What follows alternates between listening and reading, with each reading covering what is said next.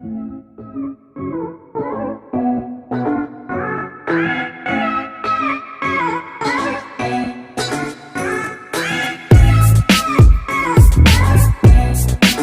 back to Class of Learning. Here with Rahul Sharma, your friend, and this class is all about how to solve unseen passages. So especially when it's a matter of CTET or the competitive exams. यहाँ मैं बोलूँ sir MA entrance की बात कर रहा हूँ या UGC NET की बात कर रहा हूँ, or am I talking about a basic passage that to be solved? Yes, we are going to discuss the unseen passages. So इनको कैसे solve करना है? How can we solve these unseen passages? इनको पढ़ने का तरीका क्या होता है? And the student those who are really good, they do have the problem while solving the unseen passages. तो इस कॉन्सेप्ट को पूरी तरह क्लियर करेंगे और एक नया कॉन्सेप्ट पूरा दिमाग रखेंगे that how I am going to attempt the unseen passage, ताकि कंफर्म हो जाए कि मेरे नंबर पूरे मिलने चाहिए. So let's start the class.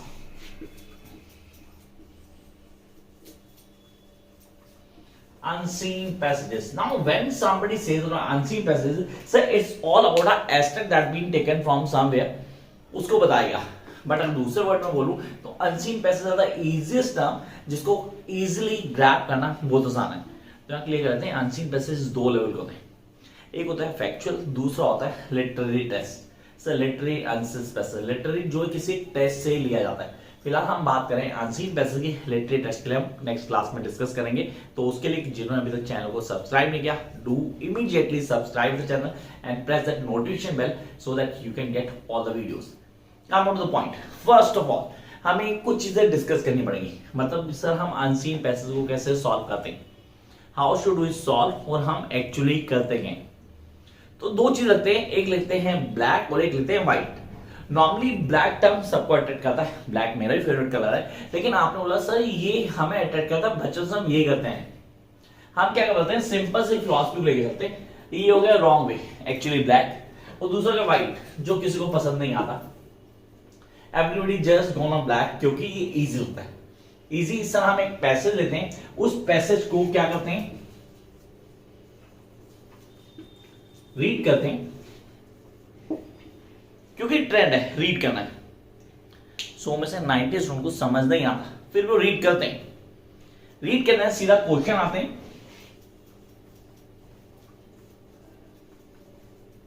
1 2 3 4 5 और 6 कुछ ऐसे क्वेश्चन हैं जिनको पढ़ना है और उसके बाद करना क्या है, एक्चुअली फॉर्मेलिटी के लिए पढ़ते हैं. पढ़ने के बाद सीधा जाते हैं पैसेज के ऊपर, फिर होती है गेम शुरू. That is matching the words. I repeat, matching the words. अब आपने गेम शुरू कर दी खेलने, जिसको बोलते हैं मैचिंग द वर्ड्स. आपने वर्ड्स को मैच करना शुरू कर दिया. When you starting this game, तो आपके दिमाग में कई सारी चीजें आ रही हैं, कई सारे क्लू भी आ रहे हैं. आप कह रहे हो सर जहां जो वर्ड्स मिल गए वो आंसर परफेक्ट है, उस आंसर को लिया और वहां कॉपी पेस्ट कर दिया. Sir when it's the matter of objective type paper, तब क्या करेंगे, तब भी दिमाग वही चल रहा होता है. तब भी हम देखते हैं जो ऑप्शन में हमारे जो वर्ड मैच कर रहे हैं ना, हम उन्हीं को लिख देते हैं. दिमाग हम लोग को बहुत तेज सीरियसली गलत काम में ज्यादा चलता है, इजी लगता है क्योंकि, लेकिन वो करने के बाद भी हम कॉन्फिडेंट नहीं होते. Yes, after completing this passage हम कॉन्फिडेंट नहीं, हम कर रहे हैं. वर्डिंग होती है सर हो गया है, तो मतलब we don't have an idea whether it's right और रॉन्ग, बट यस हाँ हो गया. तो फिलहाल इसको दिमाग से निकाल दो बाहर, क्योंकि ये तरीका बिल्कुल भी ठीक नहीं है. तो हमें डिस्कशन भी करेंगे, पूरा लाइव चलेंगे. मैंने वीडियो को लास्ट देखना, क्योंकि अभी हम सॉल्व करेंगे एक पैसेज को जो आपको स्क्रीन पे दिखेगा, उसको रीड भी करोगे और आंसर भी आप खुद मैच करेंगे. Jump up to the second part, actually the right way means the right way. अब इसको कैसे करना है, करने का तरीका क्या होगा, दो तीन चीजें दिमाग में रखते हैं. पहले, don't go for the passage first. I repeat, don't go for the passage first. सबसे पहले आपको रीड करने हैं questions. You guys need to read the questions first. तो स्टेप 1,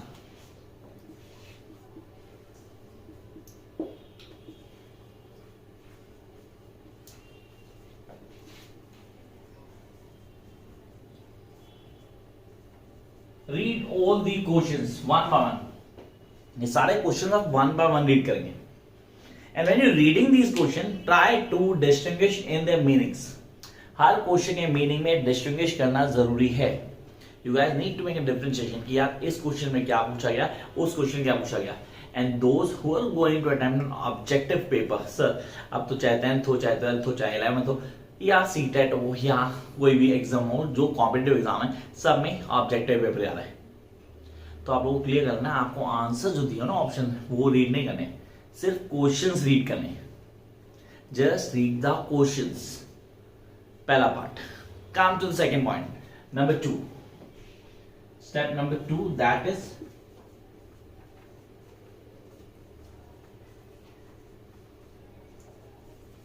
रीड द पैसेज। याद रखना, रीड द पैसेज को bracket में लिखेंगे rough reading. I repeat, it's a rough reading.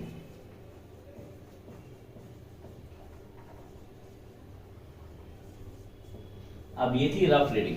पहला आपने रीड द क्वेश्चन किया, सेकंड आपने रीड द पैसेज किया, जिसका नाम rough reading. It's all about rough reading, not anything else. Rough reading का बेसिक मीनिंग क्या होता है, क्लियर करता हूं। Rough reading really refers to the words जो हमें नहीं आते, हम उनको अंडरलाइन करते हैं। Actually we underline all the tough words. जो भी वर्ड्स हमें क्लियर नहीं है, हमें कॉन्सेप्ट समझ नहीं आ रहा, हम उनको अंडरलाइन कर देंगे। ये है rough reading. Come to the third point. See, this is the third point. Now go with the reading again. It's a final reading. So why we need two readings? Really, why we need two readings? As हम already read कर चुके हैं, तो दूसरी reading क्यों? Why does it need to read again? क्योंकि अब आप जो वर्ड्स आपने अंडरलाइन किए थे, उन वर्ड्स के मीनिंग को ग्रैब करेंगे with the help of near by words. तो जो भी वर्ड आपने अंडरलाइन किया, उसके इधर वाला वर्ड और उधर वाला वर्ड का मीनिंग आपको आता है। तो now you need to understand the meaning of that particular words known as the tough words with the help of that nearby words. अब आप उसको ग्रैब कर लेंगे। तो ये हो गया third step. Now come to the fourth step.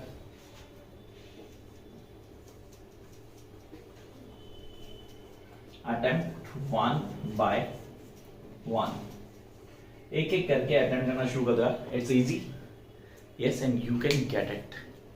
इस तरह की कोई प्रॉब्लम नहीं होने वाली। शुरू करें। Yes, let's start the class. Now please आप लोग देख रहे हैं स्क्रीन पे, आपको दिखेगा यहाँ पे आपके इस साइड पे डेफिनेटली एक पेपर दिख रहा होगा, जिसकी रीडिंग मैं यहाँ कर रहा हूँ, वहां आपके पास आई, तो उसको रीड करते हैं। It's the benefit of politeness, definitely the benefit of politeness. तो सबसे पहला है, politeness has been well defined as a balance and trifles. Sir देखो, बैलेंस यहाँ पे वर्ड आया तो मुझे इसका मीनिंग नहीं आता, मैं क्या करूंगा, इसे अंडरलाइन करूंगा। I am going to underline this particular word. Then in trifles, sir इसका मीनिंग है तो उसको भी अंडरलाइन करो, आदत डालो पहले। ये रफ रीडिंग है। सर वेट करो, आपने कहा था पहले क्वेश्चन रीड करना है। Yes, I am waiting for this. तो पहले हम क्या पढ़ेंगे, पहले हम पढ़ेंगे क्वेश्चंस, फिर हम आएंगे पैसेज के ऊपर, ताकि हमें एक आइडिया हो जाए कि एक्चुअली पैसेज किस बारे में है। चलो जी, द फर्स्ट वन कहता हूं, on the basis of the reading of the given passage choose the correct options. Number 1, define politeness. Politeness क्या होती है? सर पोलाइटनेस तो मैंने ऑप्शंस कहते हैं, नहीं पढ़ने अभी। चलो जी, सेकंड क्वेश्चन, अब behaviour varies on a basis of, हमारा बिहेवियर वेरी करता है किन बेसिस पे? फिर ऑप्शंस है, हमने ऑप्शंस तो नहीं पढ़ने। Then which of the following best explain the phrase action speaks louder than words. इनमें से कौन सा एक्सप्लेन करता है किसको? Action speaks louder than the words. Please check करना, हमने जहां से शुरू किए क्वेश्चंस, कुछ 2-4 सेकंड पहले हमने शुरू किए थे क्वेश्चन रीड करने। जब तक हम पैसेज पढ़ेंगे, उस टाइम को नोट करना कि कितने टाइम में हमने पैसेज को सॉल्व किया, with 2 readings and complete detail explanation. Next one, based on your reading of the passage choose the incorrect statement from the following, जो इनकरेक्ट हो। Next, being polite will render fine results. Substitute the underlined word with the most appropriate option from the following. Sir, render को underline किया है, तो इसकी जगह कौन सा वर्ड आएगा जो उसको सब्स्टिट्यूट करेगा, उसकी जगह जो यूज हो सकता है। ये था meaning. Come to the step number 2, read the passage, that's the rough reading. अब हम अंडरलाइन करते जाएंगे, हम मीनिंग नहीं समझेंगे, we not going to get the meanings here, हमसे उसको कंटिन्यू करेंगे। चलो सर कंटिन्यू करते हैं। Politeness has been well defined as a balance and trifles. Balance and trifles, I hope कि इसका मीनिंग शायद कई बच्चों को नहीं आता, तो उसमें अंडरलाइन कर लेंगे। It is the desire to put those whom we meet perfectly at ease, जिनको बड़े आराम से मिलते हैं, कई लोगों की शक्ल देख के हमें गुस्सा आता है, we don't want to see that faces. तो ये उनकी बात नहीं थी। It is the desire to put those whom we meet perfectly at ease and save them from every kind of pity, discomfort and annoyance. So उनको ना तो हम कोई प्रॉब्लम होने देंगे, ना ही कोई डिस्कम्फर्ट होने देंगे। तो we'll try our best to make them feel good. The limited part of the balance called politeness requires only an indication to make them happy temporarily. So वो खुश करना है, temporary. While they are in our presence and can have been done without any sacrifice on our part or only with a slight sacrifice of our personal comfort. अब मैंने यहाँ गलती की, मैं ना साथ में समझाना शुरू किया जो कि नहीं करना था क्योंकि रफ रीडिंग थी। इसमें हम देखेंगे हमें क्या आइडिया लगा उस पैसेज का, समझेंगे भी डिटेल में जब हम फाइनल रीडिंग करेंगे। चलो sir, next paragraph. Politeness is said to be one of the most important characteristics of the civilized person. ये civilized persons का one of the best क्या है, ज्वेल है। फिर एक्सप्लेन करने लगे, sorry. Politeness is the art of choosing from among your thoughts. It must be implemented in every walk of life. When we deal with the people elder to us, we are polite. But an honest, polite person is polite with everyone, including people of the lower status, workers, and even children. Not just with humans, we must also be polite with animals as they help us. So polite तो सबके साथ होना चाहिए। Politeness, I repeat. Politeness is a skill and like any other skill can be mastered with practice. इसको master कर सकते हैं with the practice. लगे रहो। The greatest enemy of the politeness is ego. So इसका सबसे बड़ा enemy कौन है? Ego. To be polite person you have to sacrifice your ego. आपको अपनी ego को sacrifice करना पड़ेगा. It is difficult for an egoist to be polite. You have to implement politeness in every thinking, speech and actions. Actions speak louder than words. I repeat, action speaks louder than words. Polite actions will render fine results. Politeness will reduce your stress and boost you to productive. Sir हाँ, वो productive कर देता है। जितने हम polite होते हैं आराम से लोग हमें फॉलो कर पाते हैं, हमें समझ पाते हैं। Apart from your present benefits, you protect your future. Sir protect कर देते हैं अपने फ्यूचर को भी। Being polite makes you mentally healthy. तो सर कितने बेनिफिट है यार, थोड़ा समझाने में काम नहीं था यार। Come next one. Different rules of behavior have to be observed depending on whether we are in a street or drawing room. अब different views, street में या drawing room में, doesn't matter. At the home or the school, among friends or a stranger, and so on. Our behavior also varies on the basis of the country we hail from, as there is a great diversity of the social antiquity between culture and different countries. So culture and different countries define कर इसको. Next one.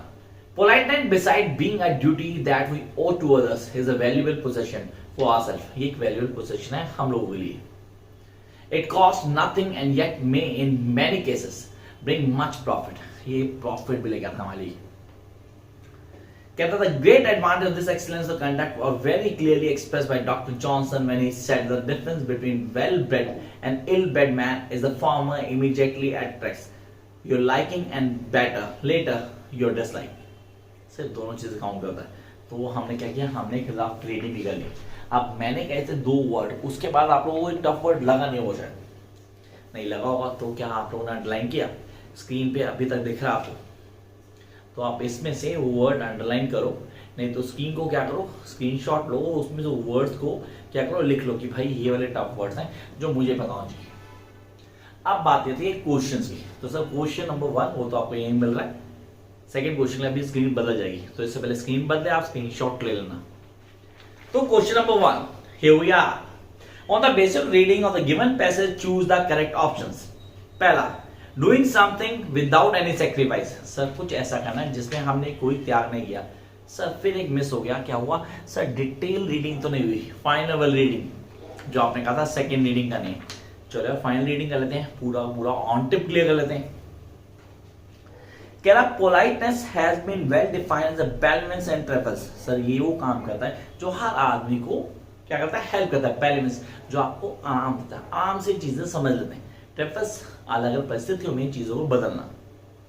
It is the desire to put those whom we meet perfectly at ease। ये desire है जो हम चाहते हैं, जिनको बड़े अच्छे से मिलते हैं। And save them every kind of petty discomfort and annoyance, किस तरह की कोई दिक्कत ना होने। The limited part of benefits called politeness requires only an inclination to make them happy temporary. तो ये तो आप थोड़ी देर के लिए खुश करो खाली, मतलब आपने किया कुछ for a temporary basis, not permanently. आप रिपीट करो उस लाइन को, दोबारा पढ़ना। कह रहा है and save them every kind of petty discomfort and annoyance, the limited part of benefits called politeness. से बेनिफिट्स तो थोड़ी देर के लिए था, लिमिटेड पार्ट था, क्योंकि इसने क्या किया, सिर्फ टेम्परेरी उनको हैप्पी किया। While they are in our presence and can be done without any sacrifice on our part or only with a slight sacrifice of personal comfort, हम अपने पर्सनल कंफर्ट को छोड़ के उनके लिए कुछ कर रहे हैं। ठीक है sir. Politeness said to be one of the most important characteristics of civilized person। एक civilized person के लिए बेस्ट कॉम्प्लीमेंट है अगर आप बोलते हो तो उसके ट्रेट में है। Politeness is the art of choosing from among your thoughts, आपकी थॉट्स हैं कि किससे पोलाइट हो रहे हो और क्यों हो रहे हो। It must be implemented in every walk of life when we deal with the people elder to us. जब हम लोग बड़े से मिलते हैं हम डेफिनेटली पोलाइट होते हैं, बहुत ज्यादा पोलाइट होते हैं, आराम से बात भी करते हैं उनसे। कह रहा but an honest polite person is polite with everyone. ये सबके साथ होता है जो ऑनेस्ट होता है, बड़ों के साथ, बच्चों के साथ, इवन जानवरों के साथ, सबके साथ, सर लेबर के साथ भी, उनसे भी गलत नहीं बोलता हूं। Workers and even children, not just the humans, as we also polite the animals as they help us. Politeness is a skill. Yes, it is a skill. It's a skill now, and like any other skill, can be mastered with practice. वो skills को practice सिर्फ और सिर्फ masters कर सकते हैं। सब काम करना master जब उसकी practice करोगे बार बार। Now, the greatest enemy of the politeness is ego. To be polite person, we have sacrificed the ego. और इसका सबसे बड़ा enemy जो है वो ego है। ईगो होगी तो हम किसी से पोलाइट नहीं हो सकते। Then it is difficult to an egoistic to be polite. You have to implement politeness in your thoughts, thinking, speech, and action. Action speaks louder than words. Yes, action speaks louder than words. Polite actions will render fine results. Politeness will reduce your stress and boost you to productive. आपके stress को कम करता है और आपको productive करता है, और ज्यादा प्रोडक्टिव करता है। Apart from your present benefits, you protect your future. Sir आज तो कर ही रहे, आने वाला कल भी प्रोटेक्ट कर रहा है। Being polite makes you mentally healthy. आप mentally healthy भी होते हैं। Come to next one. Different rules of behavior. Different rules of behavior have to be observed depending on whether we are in the street or in drawing room. हम कहाँ पे हैं, street में या drawing room में? Rules define अपना होते हैं। कहता है and home and school, among friends or the stranger and so on. Our behavior also varies on the basis of country we hail from. हमारा behavior vary करता है जिस country से हमें hail from, as is a great diversity of social entity between the culture and different countries. So her country का अपना culture है। We belong to India, यहाँ पे तो seriously politeness बहुत ज़्यादा लोगों में है, seriously है। Come to point. Politeness, beside being a duty that we owe to others, sir एक ड्यूटी है जो हम दूसरों की तरफ करते हैं, is a valuable possession of ourselves. It costs nothing and yet may in many cases bring much profit. और ये प्रॉफिट भी लेकर था हमारे लिए, सीरियसली बहुत ज़्यादा। The great advantage of the excellence of the conduct was very clearly expressed by Dr. Johnson when he said that the difference between a well-bred and ill-bred man, the difference between a well-bred and an ill-bred man is that the former immediately attracts you liking and later your dislike. Sir ये line seriously बहुत important है, इसको समझना से। कहता है between a well-bred and an ill-bred man is the former immediately attracts your liking, वो आपकी liking को address करता है, and then later your disliking, वो attract करता है पूरी तरह से। तो first question, now come to the question guys. First question, on the basis of the reading of the passage given the answer, define politeness. Doing something, now without any sacrifice. Number 2, an inclination to make people happy temporary. Oh, the desire to put those whom we meet perfectly at ease. जिनको मिलते हैं उनको आराम से खुश रखना, perfectly at ease. A skill to annoy someone's personal comfort. किसी के पर्सनल कंफर्ट को क्या करना, एनॉय करना। A skill to annoy someone's personal comfort. तो सर पहला तो doing something without any sacrifice, अगर मैं बिना किसी सैक्रिफाइस के कुछ कर रहा हूं तो पोलाइटनेस। तो next, An inclination to make people happy temporarily, थोड़ी देर के लिए तो खुश नहीं करना. The desire to put those whom we meet perfectly at ease, हाँ उनको हमेशा खुश रखना जिनसे मिलते हैं. This is the politeness. A skill to annoy someone, नहीं ये तो बिल्कुल नहीं होगा. तो हाँ सभी the third one. Come to next one. Our behavior varies on the basis of diversity of social entity, जहां पे हम रहते हैं हमारी diversity. Next, the country we hail from. Now the excellence of conduct or politeness in thinking, speech and action. The behavior, seriously, the behavior varies on the basis of politeness in thinking, speech and action. Sir अगर मैं बोलूँ diversity social entity या बोलूँ country from hail from, जो बच्चे लिख रहे हैं तो पहले क्लियर करना है यहाँ पे politeness, thinking, speech and action. यहाँ पे बिहेवियर आपकी सोच, आपका बोलना और आपका सोचना को डिफाइन करता है. Come to next one. Which of the following best explain the phrase action speak louder than words. पहला, what someone actually does means more than what they say will do. आप जो कर रहे हो ना वो दिखता है. Your action speak louder then your words. आगे चलते हैं. When someone, I repeat, what someone says shows their intention and feeling more clearly than what they do. बोलने से कुछ नहीं था, बोलने से कोई भी कुछ बोलेगा पर कर तो नहीं रहा. People are more likely to believe that they say that what you do. People are more likely to believe, वो विश्वास करते हैं जो आप बोलते हैं, करने पे देखते नहीं है ना. ओके जी. Words have a greater impact on action on someone. Words का impact पड़ता है. क्वेश्चन क्या था, पहले क्वेश्चन को ध्यान रखना. क्वेश्चन था which of the following explain the phrase action speak louder than words. So what someone actually does means more than what they do. Come to next one. Based on you reading the passage, choose the most incorrect statement.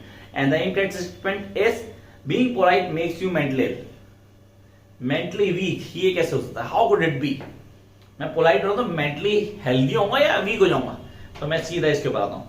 The greatest enemy of politeness is ego. Sir ये भी बिल्कुल correct है. कैसे? The greatest enemy of politeness is ego. ये तो sir correct है. हमें question दिया गया इनकरेक्ट स्टेटमेंट देनी है. तो being polite makes you mentally weak. Come to the last one. Being polite will render fine results. वो देगा क्या देगा? Results देगा. Sir, will give, will leave, will support, will surrender, will give fine results. So the unseen passage. Yes, the unseen passage. How to solve it? Strategy, tactics. I hope you guys follow the video till last. For more videos, don't forget to like, share and subscribe.